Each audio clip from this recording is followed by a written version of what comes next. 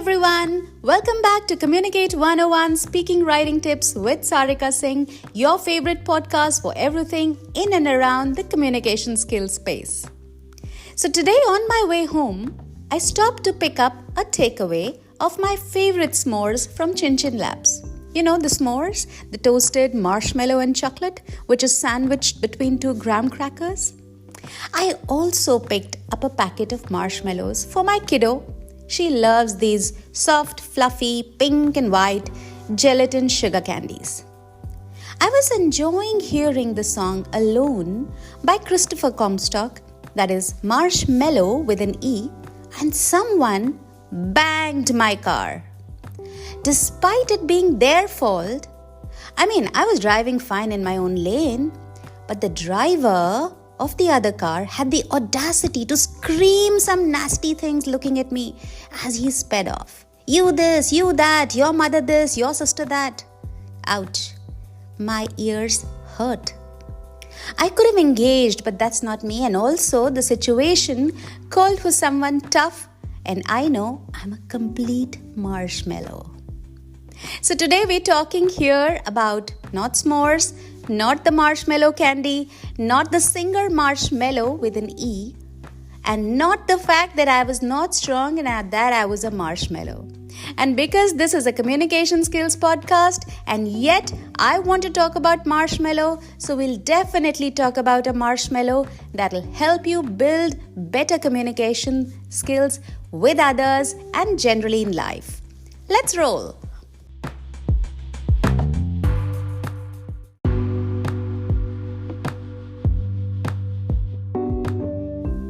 Do you recall a time when your parents were talking and you, a kid, intervened? And you were told, when two adults are talking, do not interrupt. Just wait. How often as a child were you told to sit and wait? And suppose you had that party at home and mom made those exquisite brownies. You were eyeing those brownies. They were so tempting and you loved them. And yet she said, just wait. Don't you touch them before they are served to the guests. I know, for me, these were some of the hardest challenges I faced as a child. So a part of growing up, a huge part of growing up actually, is learning self-control, learning to sit patiently, and learning to stay hopeful that the reward is going to be worth it. This was the premise of Professor Walter Mischel's famous Stanford study called the marshmallow test. Remember, we're talking about marshmallows today? So this is the marshmallow test. It was conducted way back in 1972, but it does have some implications in our life today. Let me tell you a little bit about the study. I'll make it quick. So the test was rather simple. All kids love marshmallows, right? A group of 5-year-olds were made to sit around a table, and one marshmallow was placed in front of each child. So the teacher or the instructor said, kids, you can eat the marshmallow, but if you wait for 15 minutes, you'll get another marshmallow. So you'll have 2 marshmallows at the end of 15 minutes. The teacher said this and left the room. Now he was observing the reaction of these children from the other room through the CCTV or whatever, that glass door. Some children immediately grabbed the marshmallow, and in a second it was gone. Some children were patient. They kept staring at the marshmallow. They kept looking at the door for the teacher to be back. They did not eat it. Some were even eyeing other people's marshmallows. And yet there were some who were least interested in the whole thing. They just weren't bothered. So those who succumbed to the devilish pull of sugar got only 1. And those who waited got 2. The Stanford professors did not stop there. This was, remember, a 40 plus years of research. So they follow each child, the marshmallow children, for over 40 years, over 4 decades. And they observed that the child who had waited patiently for the second marshmallow, he or she succeeded more in the different variables they were measuring.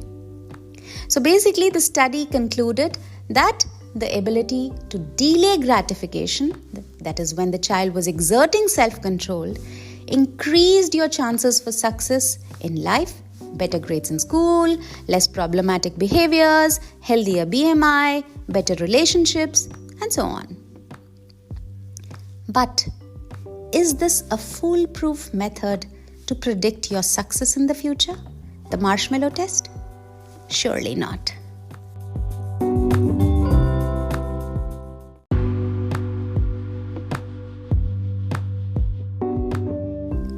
Scores of people across the world have challenged the marshmallow test. Some scholars said maybe the kid who grabbed the marshmallow without waiting did not trust the instructor. There were trust issues. There were several others who said, what if the kids didn't understand the question? What if the kids had grown up in poverty and only the marshmallow that was visible in sighting mattered to them? What if the kid who didn't eat the marshmallow were just less interested? They didn't want marshmallows.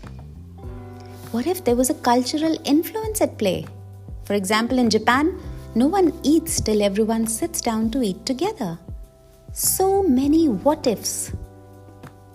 Most of us question the test. What is the guarantee for tomorrow? You receive £100 today? It's better than £300 in 3 years. You may not even live to those 3 years. What is the guarantee? Having said that, I personally agree that your fate cannot be gauged by testing your ability at age 5 to resist the temptation of one marshmallow for 15 minutes to get 2 marshmallows. But there's a lot to learn from this test. Lots of it is practical, true, and worth paying attention to. In life, as adults, we face a version of the marshmallow test. Constantly, every waking minute of the day. Let me show you how. Do you remember secretly gobbling up that last remaining generous chunk of double chocolate cheesecake from the fridge in the middle of the night when everyone is sleeping? Did you control your urge? Despite the fact that you were working out 2 hours every day and you were living on a keto diet in the daytime. Did you exert self-control? Sugary treats tempt us into unhealthy eating habits, but did you resist them? Can you resist them? Are you able to control the temptation to have another round of drinks? Or just that one more cigarette puff?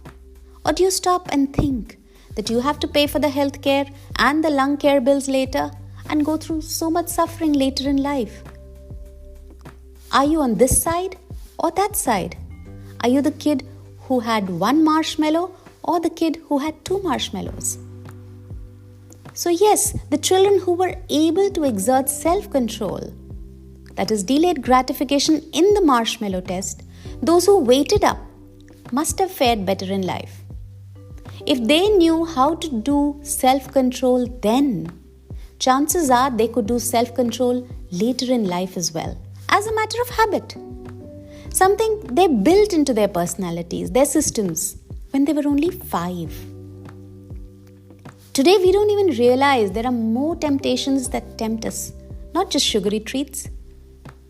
Do you hate the friend who pulls out his phone just to browse through chats or delete messages or scan his feed when you're in the middle of a conversation? You hate it, right?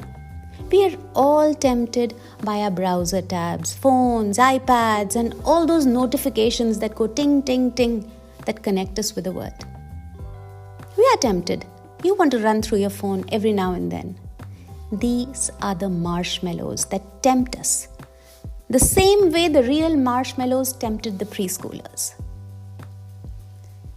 Today, the marshmallow test has a new lesson for us. It shows us the significance of delaying our impulsive urges in order to eat more mindfully or consume information mindfully, of resisting both physical and mental junk food.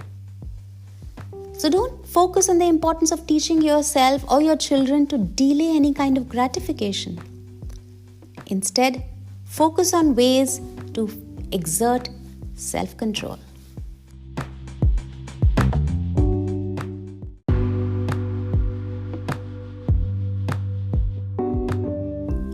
This podcast is all about communication skills, and the Marshmallow Challenge is a great help in building those communication skills.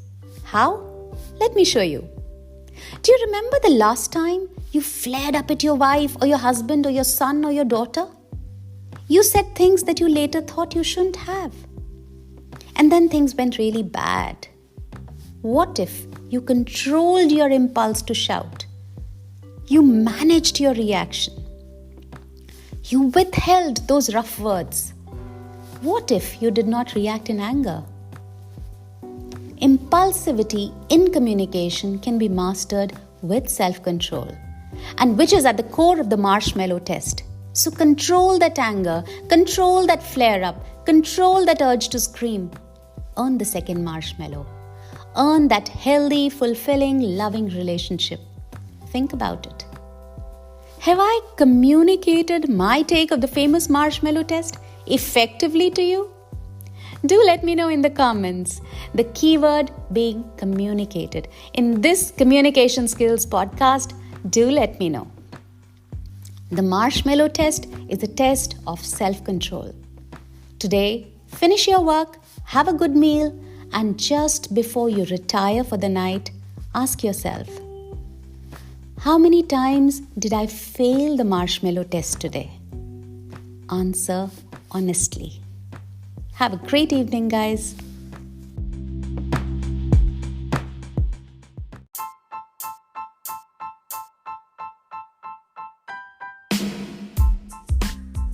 Thank you for listening to this episode of Communicate 101 Speaking Writing Tips with Sarika Singh. If you want to be notified of upcoming episodes, be sure to hit the subscribe button and follow the podcast. I'll be back to share more stories, more life experiences, and more communication tips every Friday. If you want to reach me or connect with me, just put your comments in the comment box below or mail me at info@sarikasingh.in. I know you're going to rate and review this podcast, so a big thank you in advance. Stay tuned and think about what we talked today.